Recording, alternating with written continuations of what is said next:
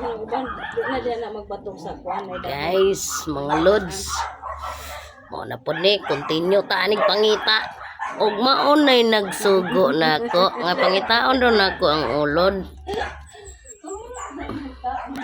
Gasa daw na dapitan ng nagpuyo ng uloda. Tabangi ko rin yung li-li. Yung mga ilalom sa dahon. Basta kay naitai.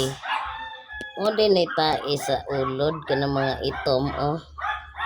Kani nga ingon ani oh kani siya kana unay yan tai. Oh nara nga tayo oh nara napa oh. Unay tai sa ulod. Kana ni sir kanay tai na arli dire. Pero ato sa ning pangitaon og asa ni nagtago.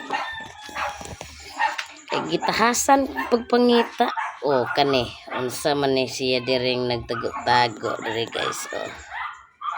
Bidaw ato do ni okayon. Oy nailawa. Gaputos-putos sa dahon. Sige daw. Ato do ni okayon ug maayo be kani. Uy. Nala ang ulod guys. Nahimo naman ni siyang murag butterfly. Mao din ni siya oh. Adili na siya ulod.